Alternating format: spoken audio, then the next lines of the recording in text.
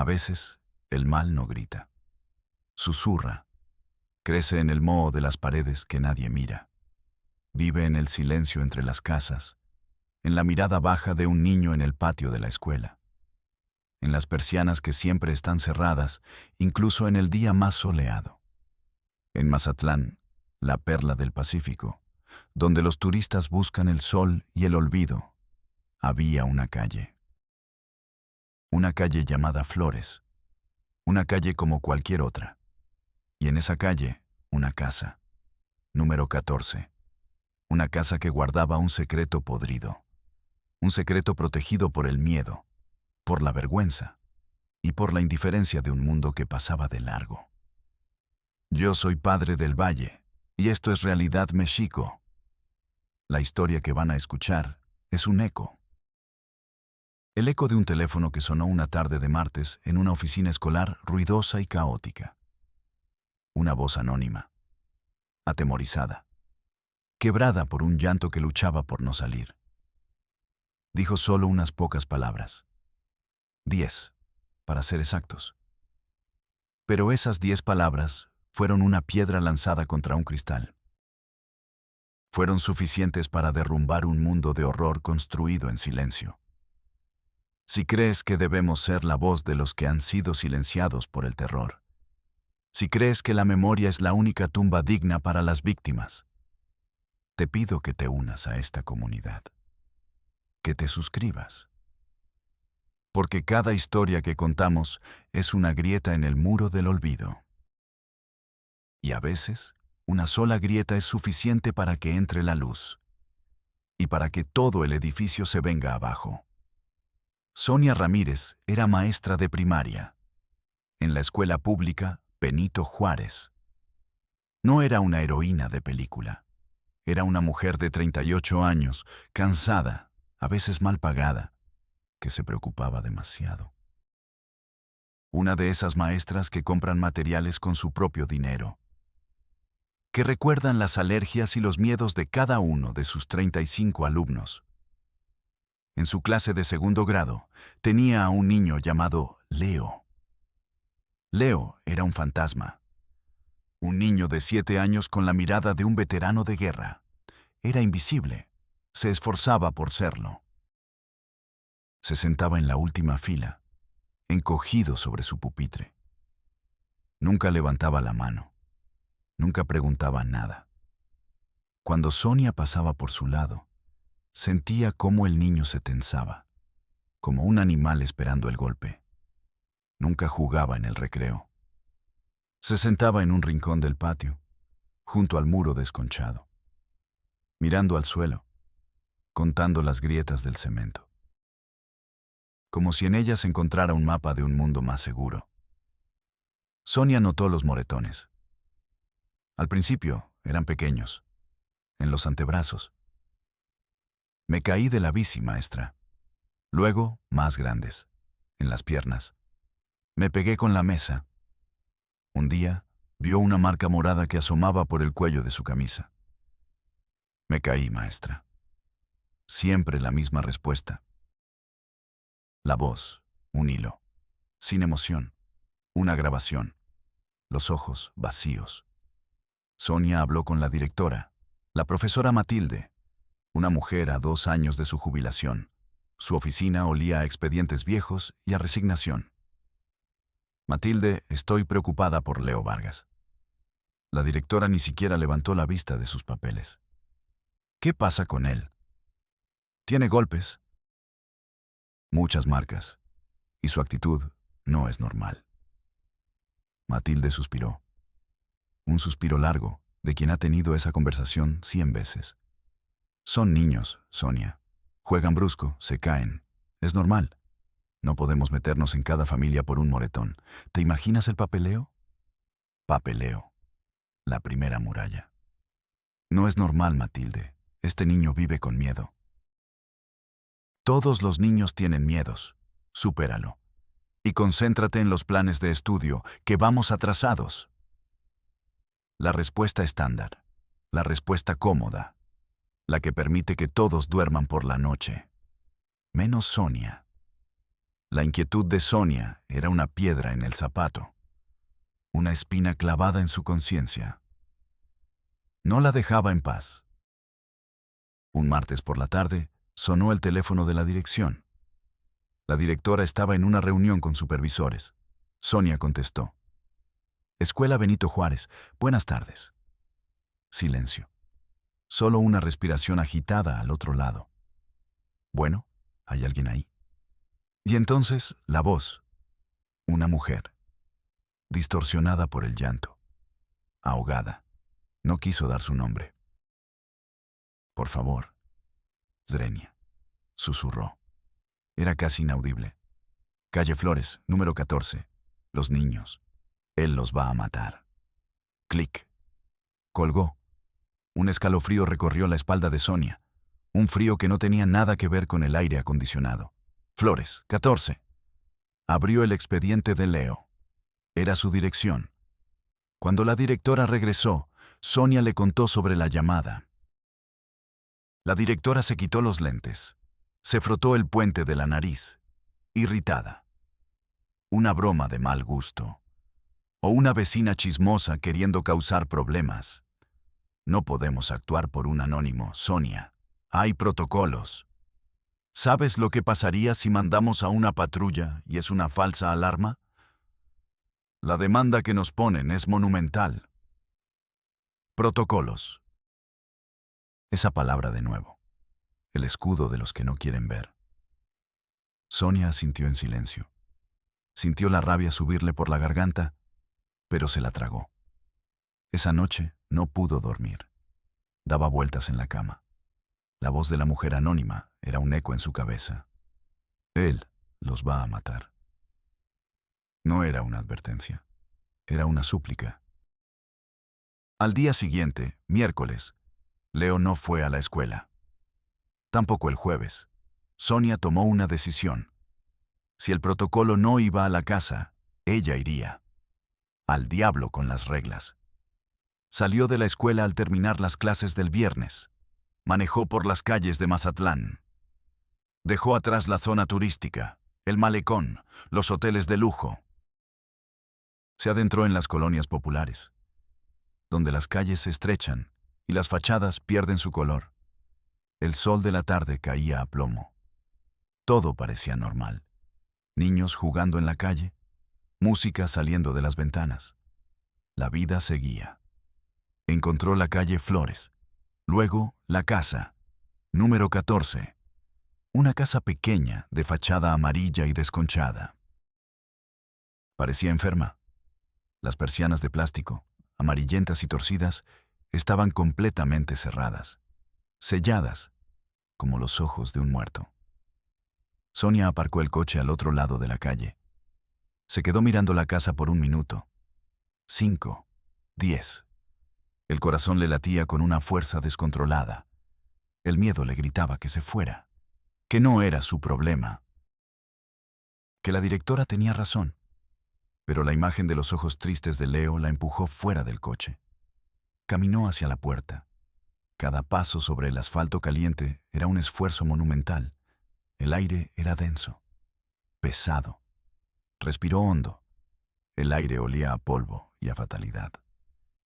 Y tocó el timbre. El silencio que respondió fue profundo, total, como si la casa no respirara. Sonia volvió a tocar, esta vez más fuerte.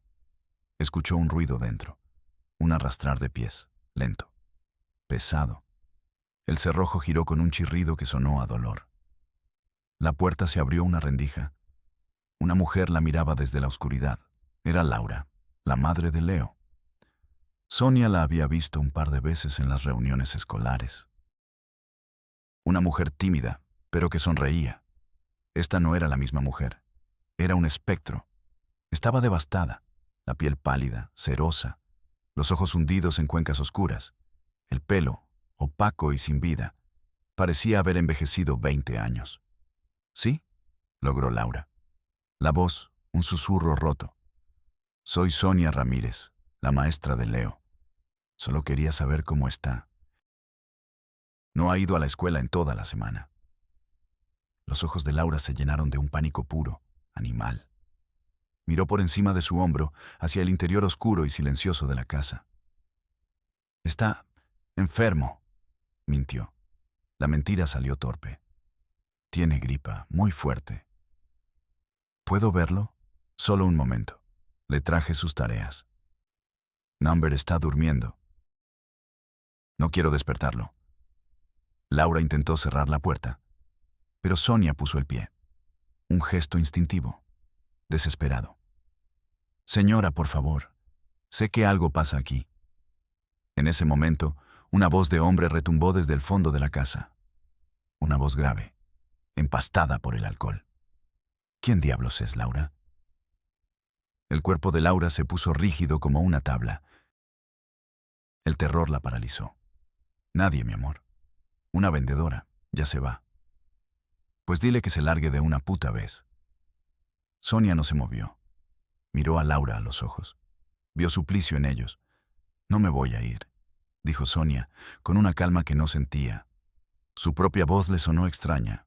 Y entonces lo vio, con la luz del atardecer que se colaba por la rendija. En el cuello de Laura, justo debajo de la mandíbula. La marca roja e hinchada de unos dedos. Una mano que había apretado con una fuerza brutal. El aire se volvió denso, irrespirable. Sonia empujó la puerta. Entró. El olor la golpeó como un puñetazo. Un olor agrio a encierro, a ropa sucia, a sudor rancio, a alcohol barato y a miedo. La casa estaba en penumbra. Un hombre alto y corpulento apareció en el pasillo. Tenía el torso desnudo. Un tatuaje de un demonio le cubría el pecho. Era Sergio, el padrastro. Sonreía, pero su sonrisa era una mueca helada que no llegaba a sus ojos pequeños, porcinos y sin luz. «¿Se le ofrece algo, maestra?» «Swing», dijo arrastrando las palabras. Su aliento olía a cerveza. «Vine a ver a mis alumnos, a Leo y a su hermana, Ana. Ya le dijo mi mujer que están enfermos, y usted no fue invitada. Quiero verlos. Es mi obligación». La sonrisa de Sergio se desvaneció. «Usted no tiene ninguna obligación ni ningún derecho a estar aquí. Esta es mi casa. Lárguese ahora mismo, o le juro que llamo a la policía y la acuso de allanamiento». La amenaza era real. Sonia estaba temblando de pies a cabeza. Pero la imagen de la marca en el cuello de Laura y la imagen de los ojos de Leo le dieron una fuerza inexplicable. «Llámela», dijo Sonia. Y entonces gritó, con toda la fuerza de sus pulmones. «Leo». «Ana, soy la maestra Sonia. Estoy aquí». Un silencio sepulcral cayó sobre la casa. Un segundo, dos, y luego un sollozo. Pequeño, débil, ahogado. Venía de un armario al final del pasillo, un armario de madera oscura y vieja. Sergio rugió. Un sonido gutural, infrahumano. Se abalanzó sobre Sonia. Pero Laura, en un instante de coraje suicida, el último que le quedaba, se interpuso. «¡Corre!», Zrenia le gritó a Sonia, mientras recibía el primer golpe. «¿En el armario?». Sonia corrió. El pasillo le pareció de 1 kilómetro. Llegó al armario. Tiró de la puerta. Estaba trabada. Tiró con más fuerza. La madera vieja cedió con un crujido. El horror la dejó sin aliento. Un hedor nauseabundo, una mezcla de orina y desesperanza, emanaba de aquel lugar. En la oscuridad total, Leo y su pequeña hermana Ana, de apenas 5 años, yacían acurrucados sobre el suelo. Un mapa de dolor sobre su piel infantil. Moretones de todos los colores. Cortes, rasguños. Y en el brazo de la pequeña Ana, Sonia vio una quemadura. Perfectamente redonda. Precisa. La marca inconfundible de un cigarrillo apagado sobre la piel. Leo levantó la vista. Sus ojos no tenían lágrimas. Estaban muertos, vacíos, rotos. Sonia cayó de rodillas. El impacto contra el suelo le dolió, pero no lo sintió. No podía respirar. El aire no le llegaba a los pulmones. El sabor metálico del pánico y la bilis le llenó la boca. El frío del suelo de cemento subió por sus piernas, paralizándola. Abrazó a los dos niños. Sus pequeños cuerpos eran solo piel y huesos. Estaban helados al tacto. Afuera, en el pasillo, escuchaba los gritos de Sergio. El sonido sordo de un golpe. El llanto roto de Laura. Sonia sacó su celular con manos que no le obedecían. Marcó el 911. Y mientras hablaba con el operador, con la voz quebrada, no podía apartar la vista de la quemadura en el brazo de Ana. Esa marca redonda, limpia, deliberada. La firma de un monstruo. La prueba de un infierno doméstico. Pausa. ¿Cómo empieza un infierno así? No empieza con un grito. Empieza con una promesa, con una flor, con una palabra bonita. Laura era madre soltera. Trabajaba limpiando casas 6 días a la semana. Apenas le alcanzaba para la renta y la comida. Vivía con un miedo constante. Un nudo en el estómago que nunca se deshacía. El miedo a no poder alimentar a sus hijos. El miedo a que se enfermaran. El miedo a que el DIF se los quitara. Entonces conoció a Sergio en una parada de camión. Era encantador. Divertido. Atento. Le dijo que era una guerrera, que la admiraba. Le compraba regalos a los niños, unos carritos para Leo. Una muñeca para Ana. Le prometió cuidarlos, protegerlos, darles un hogar, una familia. Laura no se enamoró del hombre. Se enamoró de la promesa, del descanso que él le ofrecía. Al principio, todo fue bien, o parecía ir bien. Sergio era el padre que Leo y Ana nunca tuvieron. Jugaba con ellos. Les ayudaba con la tarea. Pero poco a poco, la máscara comenzó a caerse, a agrietarse. Primero fueron las reglas, estrictas, absurdas, inamovibles. Los niños no podían hacer ruido después de las 8. No podían tocar sus herramientas, no podían ver la televisión que él estaba viendo. Luego, el aislamiento. Laura ya no podía ver a sus amigas. Son una mala influencia. No podía visitar a su hermana. Solo quiere sacarte dinero. Nos tenemos a nosotros, mi amor. No necesitamos a nadie más, le decía él, mientras le acariciaba el pelo. Era una jaula construida con palabras de amor. Después llegó la violencia. El primer empujón, durante una discusión tonta sobre el dinero. La primera bofetada, porque la cena estaba fría. Sergio siempre pedía perdón. Lloraba, se arrodillaba. Le juraba que no volvería a pasar, que era el estrés, el trabajo, que la amaba demasiado. Y Laura le creía, o quería creerle, porque la alternativa era volver a estar sola, volver al miedo, a la miseria. La violencia se normalizó. Se convirtió en parte de la rutina, como el café de la mañana. Y un día, la ira de Sergio se desvió hacia los niños. Por un vaso de leche derramado, por un juguete fuera de lugar. Empezó con castigos crueles. Encerrarlos en el armario por horas. Dejarlos sin cenar. Obligarlos a arrodillarse sobre granos de arroz. Y luego, los golpes.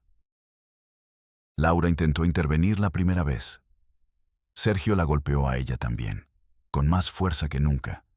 Delante de los niños, le dijo, si te metes, les va peor a ellos y a ti. Y Laura aprendió. Aprendió a no ver, a no escuchar, a disociar. Vivía en un estado de negación, una niebla de terror y autoengaño. Se convenció a sí misma de que era disciplina, de que Sergio solo quería enderezarlos, que era por su bien. El amor por sus hijos fue sofocado por un instinto primario de supervivencia. La casa se convirtió en una prisión. Sergio era el carcelero. Y Laura y los niños, sus prisioneros. El miedo era el aire que respiraban. El silencio, su única y frágil defensa. Pausa larga y sombría. La policía llegó a la casa de la calle Flores. 2 patrullas, 4 oficiales. Llegaron sin prisa, sin sirenas. Encontraron a Sonia abrazando a los niños temblorosos en el armario. Encontraron a Laura en el suelo de la cocina, con el labio partido y un ojo hinchado. Y encontraron a Sergio, sentado en el sofá, bebiendo una cerveza. Tranquilo, desafiante. Se metió en mi casa, les dijo a los policías. Es allanamiento. Lo arrestaron. Sacaron a los niños envueltos en mantas. La luz del sol pareció herir sus ojos, acostumbrados a la oscuridad del armario.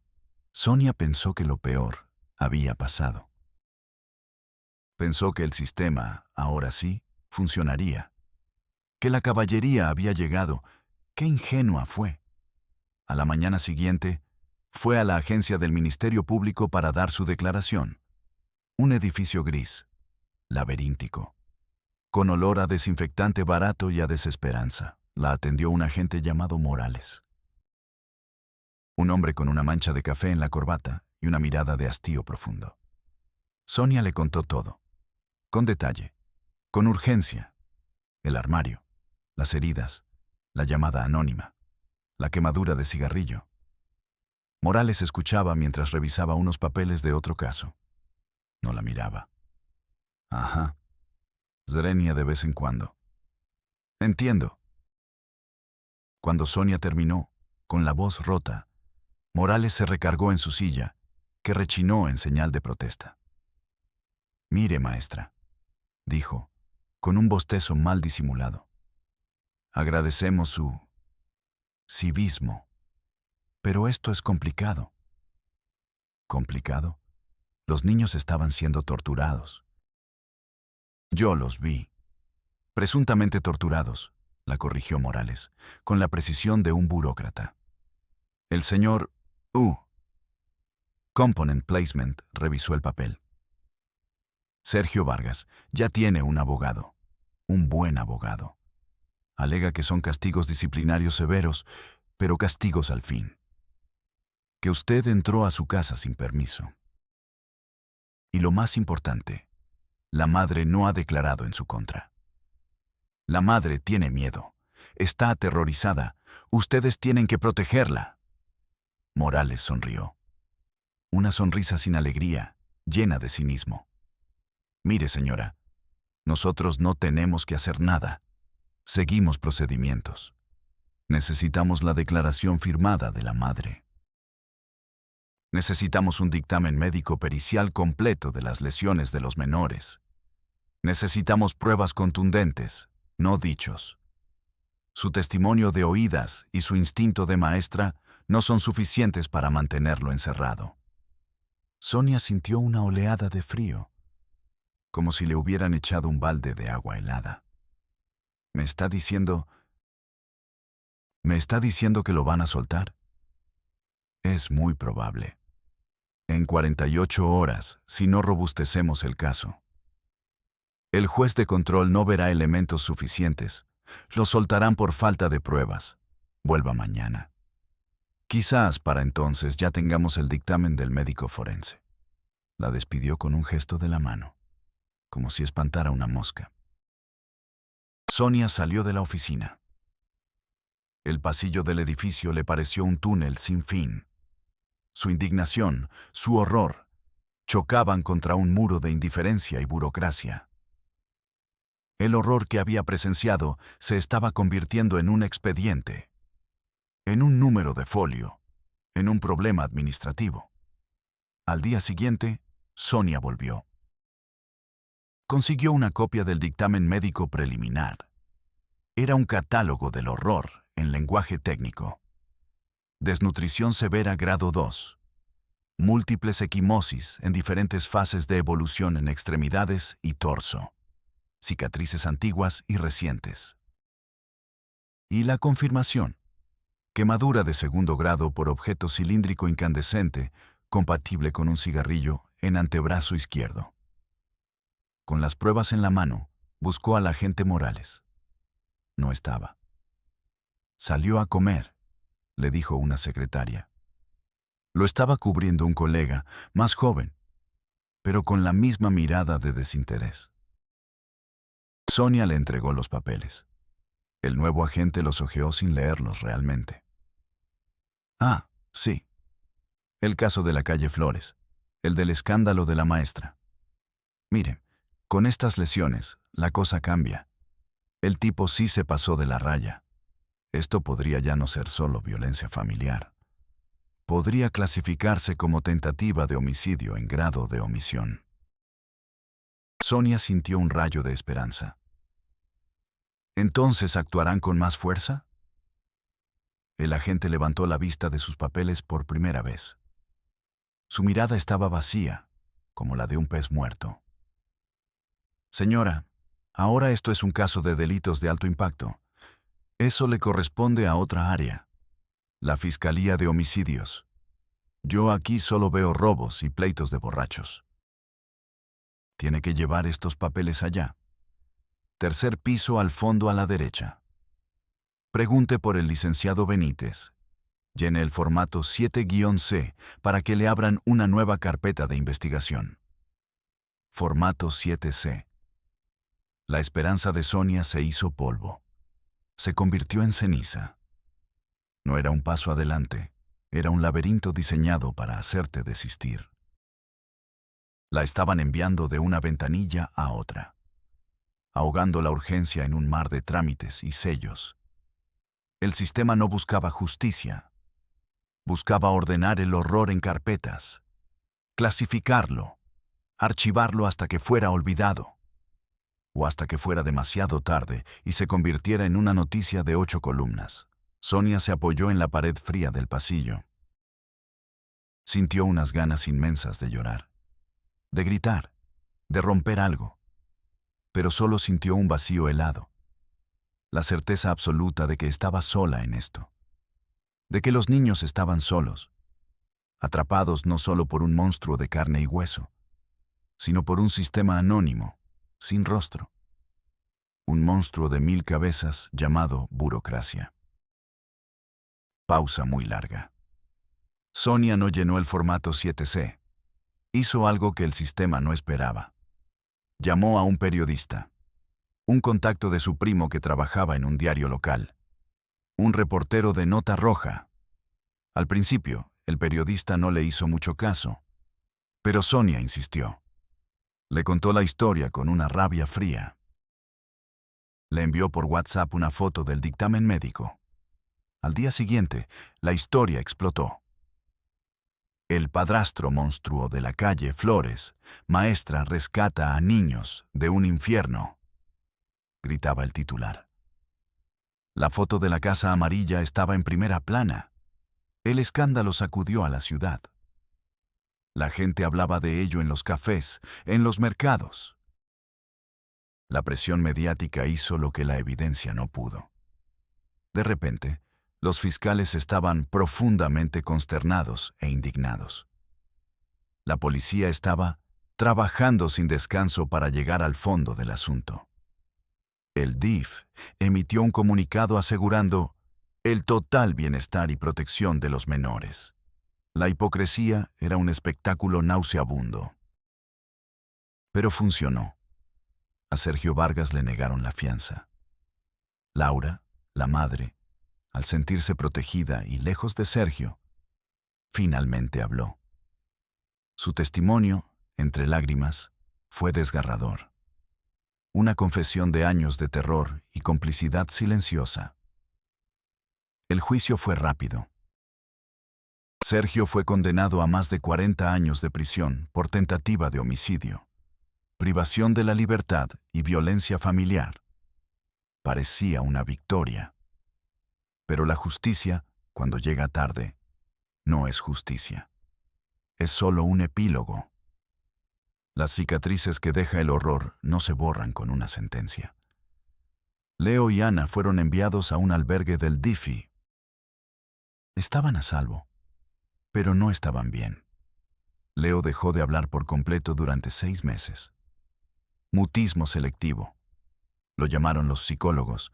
Se comunicaba con dibujos. Dibujos oscuros, febriles, hechos con crayones negros y rojos. Dibujos de figuras enormes con ojos de fuego. Y de niños pequeños, sin rostro, encerrados en cajas. Ana sufría terrores nocturnos. Se despertaba gritando, luchando contra fantasmas en la oscuridad del dormitorio. Y durante meses, las cuidadoras encontraban trozos de pan duro y galletas escondidos debajo de su almohada. El miedo a pasar hambre estaba grabado a fuego en su memoria celular.